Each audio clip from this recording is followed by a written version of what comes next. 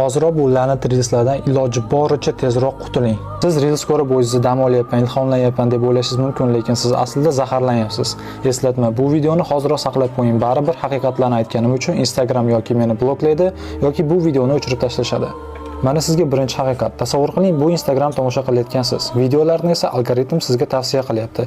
Algoritmni yaratganlar esa olim professorlar, psixologlar, dasturchilar va hattoki data ekspertlaridan tashkil topgan yuzlab mutaxassislar. Ularning yagona maqsadi bo'lsa, sizni ilovada iloji boricha ko'proq ushlab turish va boshqa narsa emas.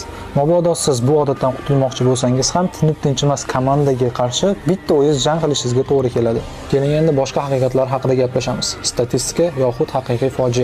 Birinchi fakt. Reelslar sigaretdan ko'ra odamni tez o'ziga ko'niktirib qo'ya oladi. Ikkinchi fakt. Diqqat qilish qobiliyatimiz ancha sustlashgan. 2000-yilda 12 soniya bo'lgan diqqat qilish qobiliyatimiz 2015-yilga kelib 8 soniyaga tushib qolgan. Hattoki oltin baliqning diqqat qilish qobiliyati ham 9 soniyaga teng. Xo'p, sizni depressiyaga tushiradigan asosiy narsalardan biri bu ijtimoiy tarmoqlar. JAMA Pediatrics'ning 2023-yildagi tadqiqotlariga ko'ra, kuniga 3 soat ijtimoiy tarmoqlarda o'tirgan yoshlar depressiyaga 2 karra ko'proq qurbon bo'ladi. 37% o'smirlar o'z tanasidan ijtimoiy tarmoqlar tufayli nafratlanishadi. 4-fakt. Odamlar telefonlarini kuniga 144 marta tekshiradi va bu o'rtacha holat.